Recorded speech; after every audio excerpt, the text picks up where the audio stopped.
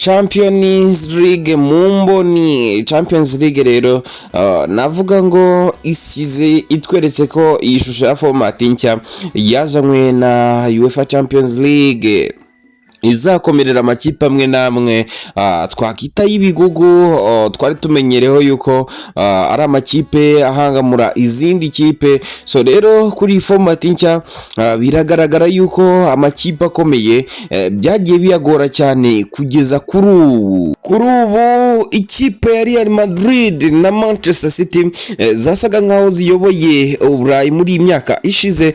Navuga ngo zigeze ahabi bikomeye cyane, aho mu mikino yazo zakinnye kuri ijoro ya gatanu ya Champions League Manchester City yanganyije na Feyenoord wayo. Nukuri navuga ngo ibi byo nta muntu wabyumvaga.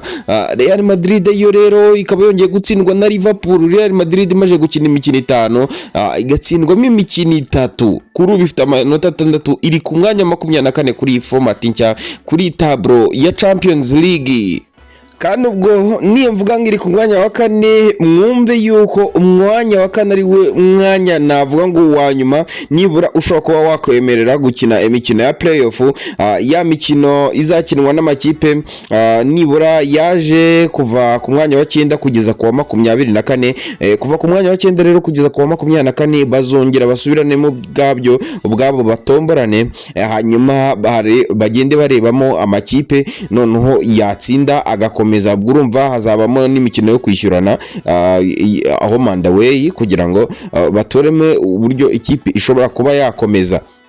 Rero iyi format nshyashya navuga ngo yagoye amakipe akomeye bikabije cyane, kuko urebye nko muri format bushize cyangwa se yo mu myaka yagiye itambuka habagaho icyo bita ama group stage, aho ikipe washobora kuba wajya kwisura nayo ikongera ikaza gusura ku kibuga cyawe bavuga bati wenda aha ikipe ifite home advantage, ariko ubu siko bimeze. Ni ibintu rero navuga ngo bikomeye cyane. Ikipe rero ya Real Madrid navuga ngo iri ahantu habi cyane, nayo iri ku mwanya 24, ariko nibura yo urebye muri fixtures zayo isigaranye eshatu, kuko ubu tugeze kuri journée ya 5 kandi hazakinwa imikino 8. Iyo urebye fixtures zayo rero isigaranye ubona ko ari fixtures nibura navuga ngo zishobora kuyorohera, cyangwa se bishoboka ubona ko bishoboka yuko nibura yazakomeza nibura mu kujya muri imikino ya playoff, cyangwa se wenda ikanayitsinda yose. Birashoboka, football irahinduka. Ariko iyo turebye Manchester City na meform minimum muri iyi minsi no kubura nk'umukinnyi wayo Rodri wo hagati watwaye na Ballon d'Or umukinnyi wa mbere ku isi kugeza kuri ubu, twavuga yuko Manchester City bizayigora bikabije cyane, kuko nk'iyo urebye muri fixtures zayo ubona ko ifitemo ikipe ya PSG, ikongera kagiramo n'ikipe ya Juventus, kandi kazajya kuzisura iwazo.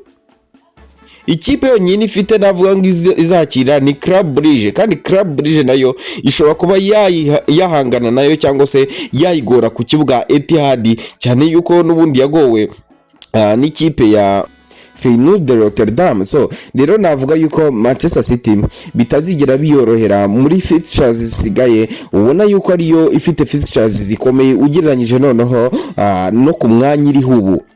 Ikipe ya Liverpool kugeza kuri ubu rero navuga ngo niyoboye urutonde rw'iformat cyashya ya Champions League n'amanota 15. Inter Milan ikaza ku mwanya wa 2 n'amanota 13. Inter Milan imajije gutsinda imikino 4 muri 5 ikanganya umukino umwe. Liverpool yo imajije kuyitsinda yose. Liverpool iri muri forme nziza rwose hamwe n'umutoza Arne Slot. Barcelona rero za ku mwanya wa 3 n'amanota 12. Nayo imaje gutsinda imikino 4 ikaba yaratsinzwe umukino umwe. Borussia Dortmund nayo imaje gutsinda imikino 4 ikaba yaratsinzwe umukino umwe. Atalanta imaje gutsinda imikino 3 ikaba yaranganyije imikino 2. Bayer Leverkusen imikino 3 itsindwa umwe inganya undi. Arsenal itsinda imikino 3 itsinda umwe inganya umwe. hanyuma itsindwa n'undi. Monaco rero nayo yatsinze imikino 3 inganya umwe itsindwa undi. Ubwo rero ayo ni amakipe navuga ngo 8 ya mbere.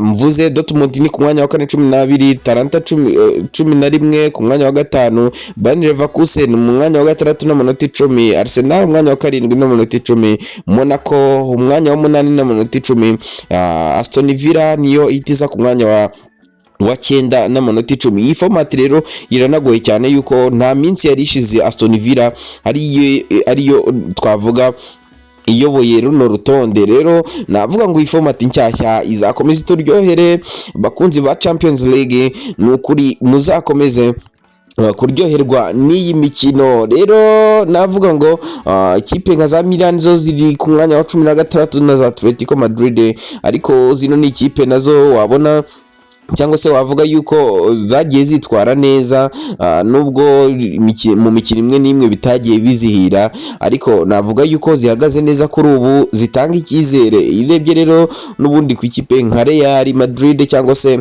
Manchester City, ubona yuko zifite fixtures zizagorana cyane kugira ngo zigarure cyangwa se nibura zibashe kuba zahatana mu mikino ya playoff, barebe niba bazakomeza muri round yindi. Rero bizagorana, ariko navuga ngo football irahinduka nta wamenya. Gusa mwumve yuko impamvu tuvuga yuko wenda fixtures zisigaye 3 zizagora ikipe ya Real Madrid na Manchester City, nuko n'ubundi zikipe navuga ngo zavunikishije abakinnyi ku rwego rukomeye cyane, ku buryo birimo no kubafectaho muri championnat zabo barimo gukinamo. Nk'ikipe ya Real Madrid yavunikishije abakinnyi benshi, harimo ba Rodrigo, ba Vinicius Junior n'aba Alaba n'abandi ba Carvajal, ni benshi. Rero ikipe ya Real Madrid yavunikishije. Twagaruka nko ku ikipe ya Manchester City, ubona yuko yamisinze umusore Rodri cyane, n'abandi bantu yagiye ivunikisha nko muri defense yabo. Ubona yuko rero nka fixtures zisigaye zizayigora cyane yuko nka PSG bazakina nayo izabikeneye kugira ngo nibura ize muri zira kipe 24 zizakina playoff, cyangwa se kugira ngo izamuke byisumbuyeho, kuko zino fixtures zigenda zihinduka umunsi ku munsi. Nta wamenye no muri ari amakipe 8 birashoboka yuko wenda hari nizavamo, kuko na nota 9 asigaje gukinirwa, cyane yuko nk'ibirebye nk'ikipe ya Manchester City cyangwa se za Real za PSG nazo zigifite amanota 3. Rero bishoboka yuko amwe muri ari amakipe 8 nayo ashobora kuba yanatakaza, bitewe nuko football n'ubudi hinduka, ukaba wabona yuko wenda zira kipe zizamutse hejuru. Zira rero ni ikipe nkuru utavuga ngo wenda uziciriye akari rutega ngo birarangiye. So rero reka twitege uko izi match zizagenda zirangira, ariko icyo nzi yuko nuko tuzagenda turyoherwa ni format nshya ya Champions League. Rero reka tumanuke ku mikino yabaye mu ijoro ryashize, cyangwa se ni yari yayibanjirije, turebe muri fixtures zihari, hanyuma turebe uko byifashe. Makarista ku munota 52, Cody Gakpo ku munota 76 nibo barangije ikipe ya Real Madrid ku kibuga Anfield Road. Ni insinzi ya gatanu yikurikiranyije muri Champions League Liverpool igize. Rero Liverpool n'umutoza wayo Arne Slot bakomeje kwitwara neza mu marushanwa yo ku mugabane w'Uburayi yose, aho no mu Bwongereza kugeza kuri ubu bayoboye urutonde rwa championnat, ni nako rero banayoboye urutonde rwa Champions League kugeza kuri ubu n'amanota 15. Real Madrid rero navuga ngo ibi byayishyize mu byago bikomeye cyane, yuko ishobora kuba yanabura n'itike nibura yo kuba yanakina na playoff, cyane yuko amakipe nayo ava ku mwanya wa 24 kumanura, na amakipe nayo ashaka nibura kuba yaza muri za playoff. Rero bizakomera cyane uko iyi mikino izakomeza kugenda iba, cyane nkuko nabibabwiye yuko hasigaye imikino 3 gusa. Rero ku yindi mikino navuga yabaye, indi mikino yabaye kuri journée ya 5 ku munsi mu ijoro ryakeye, naho Crevena Zvezda yatsinze Stuttgart ibitego 5-1, Sturm Graz igatsinda Girona igitego kimwe ku busa. Aston Villa ikanganya ku kibuga cyayo na Juventus, Bologna igatsindwa ku kibuga cyayo na Lille, Celtic ikanganya na Club Brugge igitego kimwe kuri kimwe. Dinamo Zagreb yatsinzwe ku kibuga cyayo na Borussia Dortmund. Hanyuma Liverpool itsinda Real Madrid nkuko twabibabwiye ibitego 2 ku busa. Monaco itsindwa na Benfica ku kibuga cyayo ibitego 3-2. PSV itsinda 3-2 ikipe ya Shakhtar Donetsk. Navuga rero ngo niyo mikino yabaye kuri iyo journée. Twibukiranye ko mu ijoro ryari ryabanjirije iri joro ryashize rya Champions League, ku munsi wa kabiri hari habayeho umukino wa Slovan Bratislava aho yatsinzwe ku kibuga cyayo na AC Milan ibitego 3-2. Sparta Praha itsindwa na Atletico Madrid ibitego 3 ku busa. Barcelona itsinda 3 ku busa Brest. Bayern Leverkusen itsinda 5 ku busa Salzburg. Bayern Munich itsinda PSG igitego kimwe ku busa. Inter Milan itsinda 1 ku busa RB Leipzig. Manchester City inganya na Feyenoord ibitego 3-3. Sporting CP inyagirwa ku kibuga cyayo na ikipe ya Arsenal na Arteta ibitego 5-1. Young Boys itsindwa na Atalanta ibitego 3-1 n'ubundi. Mu yindi mikino iraza kuba iba uyu munsi ni imikino ya Europa League. Imikino ya Europa League rero nayo iraza kubikomeza, ariko imwe mu mikino wenda twavuga iraza kubikomeye ni ikipe ya Tottenham iraza kuba yakira Roma ku kibuga cyayo. Hanyuma Manchester United nayo yakira Bodo Glimt. Iyo niyo mikino rero twavuga ko iraza kuba ikomeye cyane.